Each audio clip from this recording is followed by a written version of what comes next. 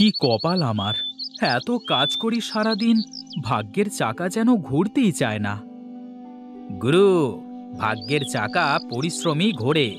আমার তো এর বাইরে কিছু জানা নেই। হ্যাঁ, ওই একই কথা তো সবার মুখেই শুনি। আমার কি মনে হয় গুরু, আমাদের এমন কিছু করা উচিত যাতে করে আমরা তাড়াতাড়ি অনেক টাকা উপার্জন করতে পারি। কি এমন কাজ? কি কাজ করলে অল্প সময়ে বেশি টাকা পাওয়া যাবে? আরে কি যে বলো গুরু, তুমি হলে আমার গুরু। তুমি যদি আমার কাছে প্রশ্ন করো তাহলে কি হবে? মাথা তো কাজ করে না রে পাগলা, কি যে করি। বলি কি গুরু, আমরা এক কাজ করতে পারি। কি কাজ বল দেখি? এই চলো, আমরা আজ থেকে সব কাজ বাদ দিয়ে ব্যাংক ডাকাতি করি। কি সব বলিস? তোর খালি আজে বাজে কথা। একটু ভালো করে চিন্তা কর দেখি। এই বসে বসে মাথায় কোনো চিন্তা আসবে না গুরু। বড় লোক তো আমাকে হতেই হবে, তাতে যেভাবেই হোক। তুই খালি আমার কথা মতো কাজ কর দেখি। আমার কি, তুমি যা বলো আমি তাই করি। শোন বলাই, এখন বাড়িতে যা, ও বেলায় ঘাটে চলে আয়, দেখি কি করা যায়। ঠিক আছে গুরু, তোমার যা ইচ্ছা।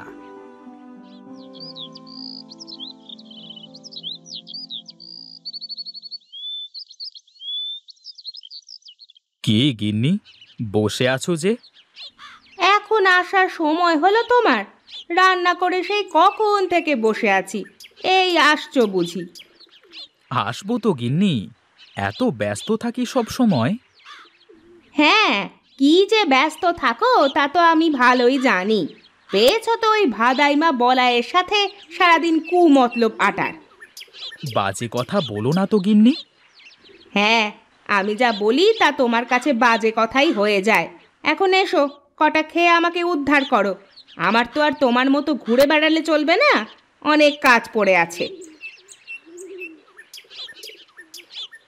বলি শোনো গিন্নি, এত চিন্তা করো না। একদিন দেখবে আমরা কত টাকার মালিক হই। হ্যাঁ হ্যাঁ, তা দেখা যাবে, যেদিন হবে সেদিন বলবে। আহা, তোমার হাতের রান্না মনে হয় অমৃতের স্বাদ।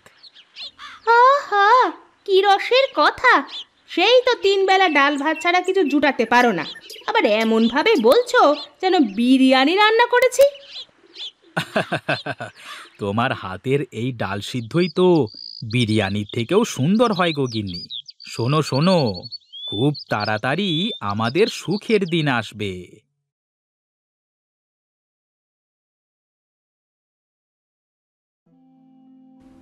ওরে বলাই, এসেছিস? এই তো বেলা করে কোথায় কোথায় ঘুরে বেড়াচ্ছিস বল দেখি। এই কোথায় আর ঘুরে বেড়াবো, আমি ছিলাম আমার কাজে। এখন বলো দেখি, খাবার টাবার কিছু আছে নাকি? দেখ, ওই ওখানে খাবার বাড়া আছে, খেয়ে নে।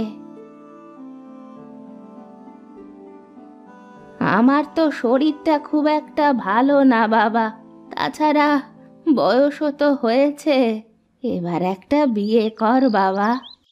আরে আমাকে কে মেয়ে দেবে বলো দেখি? আমার মতো ভেদামার্কা ছেলের সাথে কেউ মেয়ে দেবে না মা। আগে বড়লোক হই, তারপর দেখা যাবে। হ্যাঁ, আমি মরি তারপরে করিস। আমার তো জীবনে একটু শান্তি দিবি নে তুই, একটু শান্তি দিবি নে।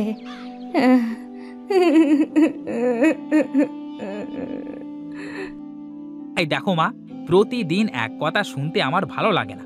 আমাকে আর একটু সময় দাও।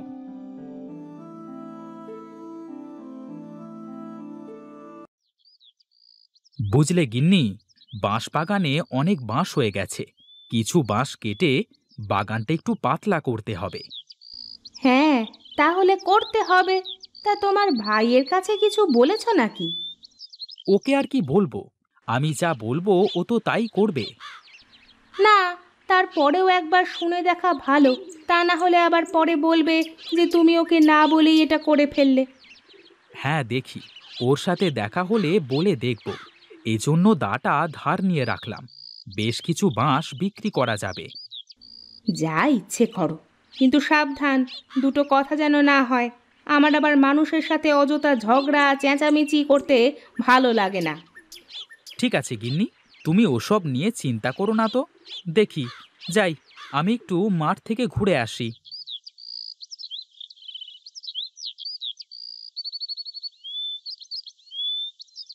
আচ্ছা বলাই, একটা কাজ করলে কেমন হয়? কি কাজ ওস্তাদ, বলো দেখি। আমি ভাবছিলাম, আমাদের তো বিরাট বাঁশ বাগান আছে, আমরা যদি বাঁশ দিয়ে কিছু করতে পারি। বাঁশ দিয়ে কি করা যাবে ওস্তাদ? গাধা নাকি তুই? বাঁশ দিয়ে তো কত কিছু বানানো যায়। হ্যাঁ, তা করা যায়, কিন্তু এগুলো বানাবে কি করে? শোন শোন, আমি বাঁশের ঝুড়ি বানাতে পারি, তুই বাঁশ দিয়ে কিছু বানাতে পারবি না? এই শোনো শোনো, সারাদিন ধরে ওই একটা ঝুড়ি বানিয়ে তা বিক্রি করে কয় টাকা তুমি পাবে শুনি? তাও তো মন্দ বলিসনি। আসলে মাথায় কোনো কিছু কাজ করছে না, কি যে করি। এই বলি কি, আমরা একটা কাজ করতে পারি ওস্তাদ। বল দেখি, কি বলতে চাস তুই? আমরা তোমার বাগানের বাঁশ দিয়ে নদীতে যদি একটা সাঁকো তৈরি করে দিই, আর যারা আমাদের এই সাঁকো দিয়ে নদী পার হবে তারা সবাই আমাদের টাকা দিয়ে পার হবে, তাহলে কেমন হবে? তাতে তো অনেক বাঁশ লাগবে, আর এলাকার মানুষ কি আমাদের টাকা দিয়ে সাঁকো পার হবে? শোনো ওস্তাদ, ওই দেখো, সবাই তো নৌকা করে নদী পারাপার হয়, তাহলে তারা তো মাঝিকে পয়সা দিয়ে পার হচ্ছে, তাই না? হ্যাঁ, তা অবশ্য ঠিক। তাহলে তো সবাই খুব সহজেই এপার ওপার যেতে পারবে। হ্যাঁ ওস্তাদ, তাছাড়া আবার বলছি কি, একবার শুধু সাঁকোটা তৈরি করতে পারলে তারপর বসে বসে শুধু টাকা গোনা। বাহ, তোর মাথায় তো বুদ্ধি আছে রে পাগলা। হ্যাঁ, আমি কার শিষ্য সেটা দেখতে হবে তো নাকি? বেশ বেশ, চল চল দেখি, আমরা বড় ভাইয়ের সাথে কথা বলে দেখি সে কি বলে। বাঁশ বাগানে তো তারও ভাগ আছে। এই চলো ওস্তাদ, চলো।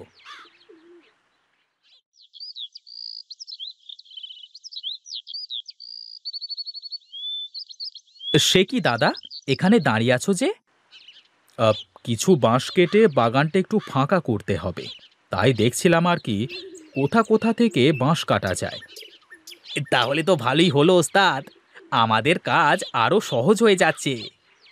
কি রে, তোদের আবার কি কাজ সহজ হবে? বলছি দাদা, তোমার কাছেই যাচ্ছিলাম, তা তোমাকে এখানেই পেয়ে গেলাম, ভালোই হলো। কি বলবি বল দেখি, শুনি। আমরা ভেবেছি, আমাদের তো বাঁশের বাগান আছে, আমরা নদীতে একটা সাঁকো তৈরি করব। হ্যাঁ দাদা, এই কাজ করতে পারলে আমাদের অনেক লাভ হবে। তোদের মতলব কি বল দেখি? তোরা কি জনসেবা করতে লাগছিস নাকি? সামনে কি ভোটে দাঁড়াবি নাকি? আরে দাদা, কি যে বলো, আমি কেন ভোটে দাঁড়াতে যাব? আমি তো ব্যবসা করব। ব্যবসা? সাঁকো দিয়ে কিভাবে ব্যবসা করবি? হ্যাঁ দাদা, বলি, সারা দিন এপার থেকে ওপার, ওপার থেকে এপার, কত মানুষ যাওয়া আসা, এখন সবাই তো নৌকা করেই যাওয়া আসা করে, তাই না?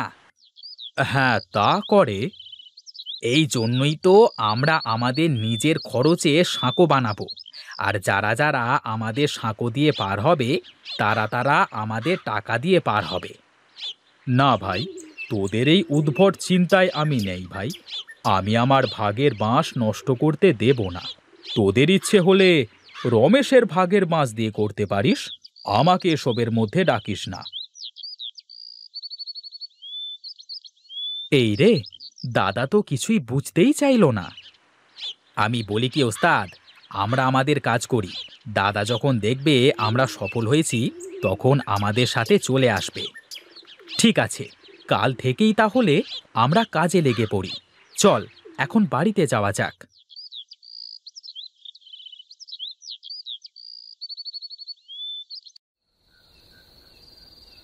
শোনো গিন্নি, কাল থেকে আমি একটা নতুন কাজ শুরু করব। কি কাজ করবা বলো দেখি একটু শুনি। কালকে নদীতে সাঁকো তৈরি করব। তুমি সাঁকো তৈরি করে কি করবে শুনি? কেন, সবাই নৌকা পার হয়ে কেমন মাঝিকে টাকা দেয়, তেমনি আমার সাঁকো দিয়ে যারা পার হবে তারা সবাই আমাকে টাকা দিয়ে পার হবে। তোমার যা ইচ্ছে করো, আমার ওসব নিয়ে কোনো মাথা ব্যথা নেই। উঠে পড়লে যে? কি করব বলো তো, আমার খাওয়া শেষ, আর বসে বসে তোমার ওই ফালতু প্যাঁচাল শোনার সময় নেই আমার। আমি ঘুমাতে যাচ্ছি। হায় রে কপাল আমার, কেউ বুঝতে চায় না আমাকে। আমি যা করি সব তাদের কাছে ফালতু কাজ মনে হয়।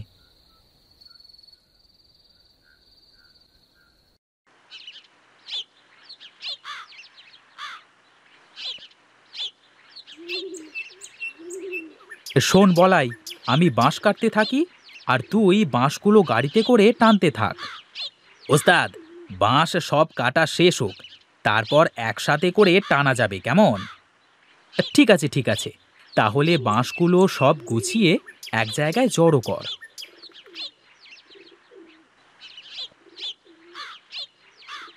বাঁশ তো সব কাটা শেষ রে বলাই, এবার নে গাড়িতে ওঠা সব বাঁশ। ঠিক আছে ওস্তাদ।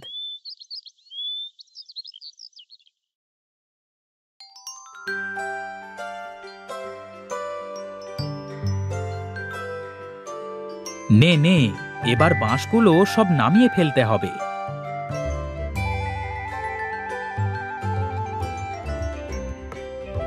যাক, এবার শুধু সাঁকোটা বানানোর কাজ।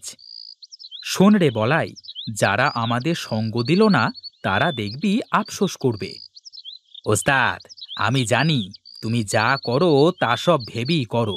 বুদ্ধিটা আমার হলেও এটা ভালো না মন্দ তা তো তুমি ভালো করে ভেবেছো, তাই না? হ্যাঁ রে, আমি সব ভেবেই করছি। নে নে, কাজ শুরু কর।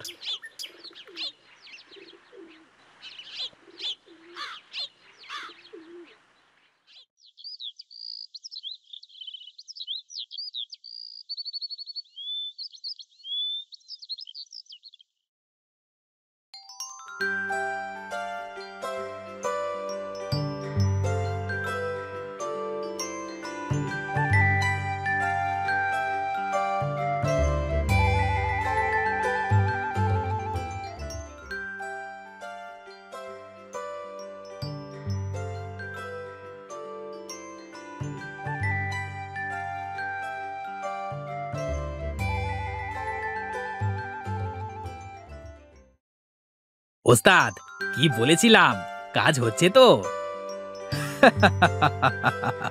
হ্যাঁ রে হ্যাঁ, আজ এই ভাগের বাঁশবাগান আমার ভাগ্য খুলে দিল রে বলাই। এখন আর আমাদের কোনো চিন্তা নেই ওস্তাদ, বসে থাকবো আর টাকা চলে আসবে। এখন আমার দাদা বুঝবে যে সে কি করেছে। তার ভাগের বাঁশ এখন সে চিবিয়ে চিবিয়ে খাবে। শোন বলাই, তুই বস, আমি গেলাম। তোর বৌদির জন্য গঞ্জ থেকে কিছু কিনে নিয়ে যাই। এখন তো আমার টাকার কোনো অভাব নেই রে। ঠিক আছে ওস্তাদ, যাও, আমি আছি।